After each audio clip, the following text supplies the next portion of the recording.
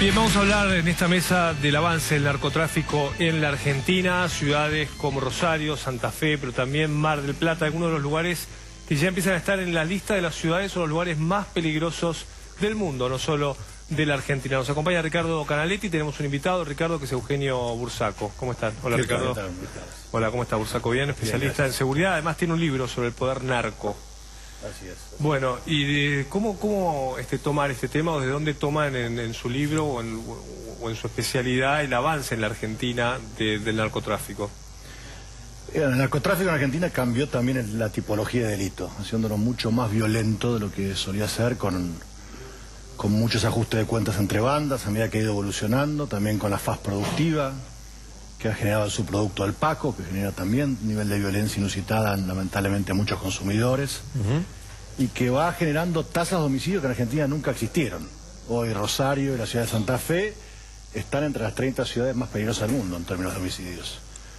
Y ha empezado a extenderse a otras provincias, no solamente un fenómeno de Santa Fe. Mar del Plata hoy tiene una tasa de homicidios que es superior al Distrito Federal de México, lo cual nos está marcando que este nivel de violencia ya se extienda a casi todas las grandes urbes del país. Ahora, Eugenio, usted escribió hoy en el Diario de la Nación un artículo donde se explaya sobre estos temas, un artículo que habla justamente de la expansión, pero esta manera de ver las cosas contrasta en un punto, y esa es mi pregunta, con opiniones que vienen desde el gobierno, de parte de funcionarios del Ministerio de Seguridad, que, bueno, para resumirlas, digamos, afirman que el auge del juego, la prostitución y el narcotráfico nos interesan todas esas cuestiones, ¿no? Cuestiones sociales, pero especialmente el narcotráfico se debe al crecimiento económico. Me parece que es una simplificación. Hay países que han crecido económicamente y no por eso aumenta ni el consumo ni mucho menos el narcotráfico. Creo que lo que más tiene que ver el aumento del narcotráfico es la ausencia del Estado. Un Estado que no controla fronteras. Yo he visto programas que usted ha hecho, me ha tocado a mí estar en Aguas Blancas, en la triple frontera. Es un colador, digamos, un espacio aéreo que todavía al día de hoy no está 100% radarizado.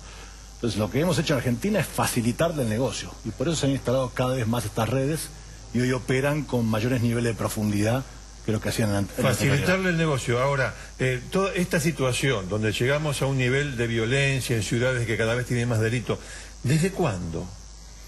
No, lleva un arrastre de muchos años. Yo creo que los últimos 10 ha visto esto crecer exponencialmente, ¿no? La irrupción del Paco, en definitiva, es un subproducto que anuncia la llegada de las cocinas, y hoy ya tenemos cocinas como la de Funes en Santa Fe, con capacidad de producir 1 tonelada al mes. Digamos, no es ya un lugar donde se reduce la droga, sino digamos, bandas que operan de una manera significativa, presencias de narcos relevantes en la región, acá viviendo en el país. Le recuerdo el asesinato de Unicenter. El asesinato de Unicenter, que tiene que ver con una ruta colombiana. Así es. La propia presencia de Chapo Guzmán, 2 veces en Argentina, son distintos informes de inteligencia. Marca que estas bandas operan con mucha impunidad. Y en la medida que uno deja que operen y se instalen, avanza el fenómeno, ¿no? Si podés lavar dinero fácilmente, si podés corromper fácilmente, el negocio se expande. Y lamentablemente es lo que hemos experimentado estos últimos años en Argentina. Justamente, Bursaco, ¿usted cree que hay funcionarios públicos que han permitido el avance del narcotráfico, ya sea quienes fueron titulares de la Cedronar o el propio Aníbal Fernández como jefe hoy de Gabinete de la Nación, pero en su momento también permitiendo el ingreso de algunos productos con los cuales se hacen drogas sintéticas? Mira, hoy están procesados en la causa de efedrina altos funcionarios del Gobierno Nacional, los que tenían la máxima responsabilidad en el Cedronar. Le recuerdo para los televidentes, Argentina pasó en 3 años de importar 200 kilos de efedrina y pseudoefedrina a 20 toneladas. Y hay un organismo, que es el Registro Nacional de Precursores Químicos, que debe controlar justamente... ¿Para qué se importaba eso? Para producir fundamentalmente éxtasis y cristal. Eso tiene que ver con la... No, pero digo, desde la Cedronar, ¿cómo no advirtieron que ingresaban 20 toneladas de efedrina? Por eso están hoy procesados altos funcionarios del Gobierno Nacional, digamos, ¿no? Pero a ver, hay jefes de policías de provincias, hay concejales presos, hay intendentes presos por tener pista de aterrizaje o que estén involucrados en operativos grandes de narcotráfico a otros países, a Portugal, a Europa. Lamentablemente hemos entrado, lo menciona el artículo hoy, en una tercera fase del fenómeno, que es la anterior a la cuarta, la cuestión muy bien mostró en Colombia, digamos, que es el fenómeno al cual no tenemos que llegar. Claro, el artículo claro, lo que hace es, no hay que llegar a eso. hay que tratar de evitar llegar a Colombia, a México, a Brasil, porque es mucho más difícil volver de ese nivel de violencia. ¿Qué mostraste, Ricardo, en Colombia? Vos fuiste, por ejemplo, al barrio Pablo Escobar, que yo te preguntaba fui al barrio ayer, Pablo y Escobar. una cosa que... Narcoterrorismo. Narcoterrorismo. Se mostró eso, el narcoterrorismo. Y cómo el dinero del narcotráfico financió a un sector de la política en Colombia, que cuando se vio descubierto, recurrió al narcoterrorismo. Y que un sector de la política en el cual se hacían campañas a favor de la gente, dándole viviendas y dándole hasta escuelas, como el barrio Pablo Escobar, pero a la vuelta de la esquina se mataba impunemente. Todo en nombre de la política. Por eso yo le quería preguntar también a Eugenio, a propósito de su libro, El poder narco y demás, el narcotráfico también financia la política. Esa es la gran amenaza que tenemos hoy en día en Argentina, que es que penetre más. A ver, en Colombia, vos lo mostraste, mataron a un candidato de presidente 10 días antes de la elección. Iba a primero las encuestas porque él había dicho básicamente que iba a extraditar a los narcos a Estados Unidos. Tomaron la Corte Suprema de Justicia. Mataron 3 miembros de la Corte Suprema. Está claro que... Bueno, el cheque de Sebastián Forza del año 2007 financiando la campaña de Cristina Kirchner es un claro aporte de cómo ya la vinculación de la droga estaba en la campaña. Después que nadie lo quiera ver, no nadie lo quiera investigar, es otro tema, pero digamos, ya en ese año estaba gente financiando, digamos, con el ingreso de esa droga, una campaña política que era la de Cristina y Cobos. Sí, también lo mencionamos en el libro, digamos, ha habido casos claros de financiamiento de campañas, que es la otra manera en la que se meten los narcos. Los narcos manejan mucho dinero en efectivo, con lo cual cuando no hay control, no hay mecanismo de controlar las campañas, se cuela por ahí e influencia después en quienes ganan o pierden elecciones. Le tiro un título, pobreza y narcotráfico. Bueno, la pobreza, el narcotráfico utiliza situaciones de exclusión y marginalidad para tomar como rehenes a la población. Se enquista en lugares físicos y toma como rehenes a la población y los usa, los utiliza. El famoso soldadito de la jerga es un chico que depende de la sustancia, generalmente del Paco, consume 200, 300, 400 pesos por día de Paco y la única manera que tiene de sostener su adicción es salir de caño o vender droga. Y entonces va generando este círculo vicioso del cual es difícil salir.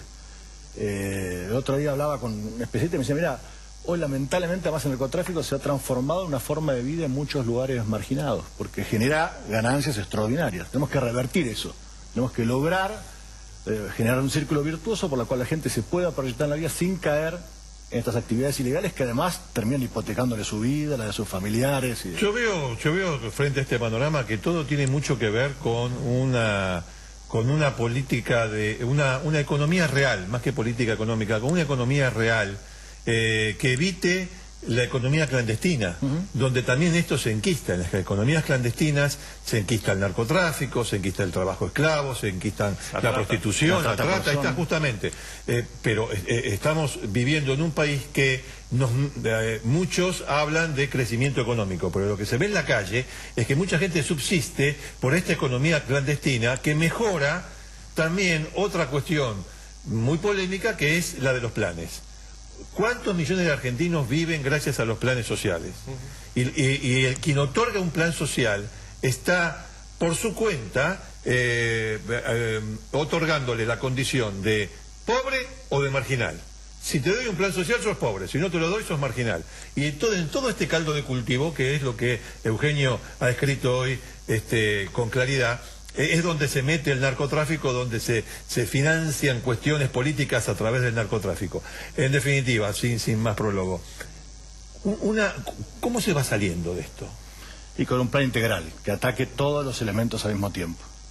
El tema social es crítico y te agradezco que lo hayas introducido porque es vital. Si nosotros no logramos formalizar, dar oportunidades de trabajo, generar un primer empleo para los jóvenes, que los acostumbra al trabajo formal, a los horarios, a ganarse algunos de ellos van a ver caer o tentados por estas ganancias extraordinarias que produce el narco, que es una tentación efímera porque es una ganancia extraordinaria de hoy por la muerte del mañana, la destrucción de sus amigos, de sus familias y demás. Lo otro clave para nosotros es crear una agencia contra el crimen organizado que ataque todas las problemáticas: narcotráfico, trata de personas, tráfico de armas, contrabando. Contra crimen organizado. Porque vos sabés bien que estas bandas criminales operan a lo largo de toda la cadena, o sea, trafican droga, pero también trafican personas, venden armas, Pero general, los organismos sobran. Pero no hay ninguna agencia que ponga el foco y detenga a los jefes de esta banda. Nosotros lo vemos y lo debes ver. Muchos casos donde se detienen a los últimos eslabones de la cadena. Nosotros necesitamos detener a las cabezas de estas organizaciones, a sus cómplices, a los que lavan dinero. Si no, es muy difícil. Esto es como una hidra. Si vos pensás que cortando las cabezas abajo vas a resolver el problema, no lo resolver. Necesitas generar mucha inteligencia, mucha capacidad, pero para muchas veces los jefes narcos operan en el exterior, operan con células pequeñas con las cuales es difícil identificarlos, ¿no? Por lo menos eso lo han dicho muchos jueces federales que les toca investigar el narcotráfico, ¿no? Es cierto, pero lo que vemos en Argentina es que empiezan a operar ya con mayor visibilidad acá, digamos. Mi temor es que pasemos a los carteles, que las bandas criminales se transformen en carteles, y volver de ese nivel de criminalidad es mucho más difícil. Ahora está como atomizado, pero hay un tema que tiene que ver con lo que vos decías, Franco. Vos fíjate, hablando de, bueno, el que corta el bacalao, los responsables mayores de todo esto, generalmente caen camioneros, caen pilotos, o cae el que maneja la lancha, que contrabandean, pagados, contrabandean. Las mulas más sofisticadas. ¿Cómo cayó Juliá? Vamos a decir que uno de los hermanos Juliá transportaron casi 1 tonelada de cocaína en un avión de última generación hacia España. Cayeron en España. Por acá se cargó la aeronave en Morón y pasaron como panchos por su casa. Entonces, tal vez esto que está hablando Eugenio, y me atrevo a interpretar esto, de la agencia y del hecho de la decisión política. Bueno, tiene que tener decisión política. ¿Sabes? Es decir, yo lo interpreto así. Vamos a terminarlo. Cuando uno habla de que no hay decisión política, está diciendo, no lo quieren terminar. Claro. Me parece a mí, no me quiero meter en tu terreno, por favor. Estoy totalmente de acuerdo con lo que decís. La decisión política es decir, basta de cocinas. Si queremos terminar con la influencia del Paco, tenemos que terminar con la faz productiva acá. Basta de cocinas, dejemos de sembrar. Tenemos que recuperar la presencia del territorio. No puede haber lugares donde el Estado no entre. Esto es verdad, digamos. No puede haber lugares donde la policía te diga, no, yo ahí no puedo entrar. No puede pasar más. Porque después te pasa como en Brasil, como le pasó en Colombia, que tienen que entrar con el ejército. No, digamos... ¿A qué te suena esa muletilla del gobierno de que Argentina es un país de tránsito y no de producción? Me suena un relato, a una historia que se trata de generar para no afrontar la realidad. Es como cuando dicen hay baja inflación, digamos, son como construcciones mucho más que tienen que ver con el relato que con la realidad. Argentina fue un país de tránsito, pero hoy es un país de consumo significativo. El Observatorio Social de la Universidad Católica marca 50% de crecimiento en los últimos 5 años. Naciones Unidas dice, se duplicó el consumo de marihuana y cocaína en una década. Y un país de producción, donde hay cocinas, donde hay narcos relevantes. Tenemos que quebrar esa etapa del negocio. Voy a dar un dato que traigo de Colombia. Los colombianos, no te digo bolivianos, que es también un país que tiene este problema, te digo específicamente Colombia, están exportando químicos, licenciados en química, para supervisar lo que se produce en países como Chile, Paraguay, Argentina, España y hasta Albania, que tiene un poco que ver químicos con que se dedican al narcotráfico. Sí, químicos para enseñar a refinar la pasta base que ellos traen aquí. Sí, además esa es la parte de la nueva amenaza, que son las drogas de síntesis, que es... Además del tema de la droga de síntesis. Sí, pues son drogas totalmente químicas, ¿no? Sí. Eugenio Bursaco, gracias por venir. De nada. Ricardo, gracias. Por favor. El domingo tenés programa, además. Hacemos una pausa, nosotros ya venimos.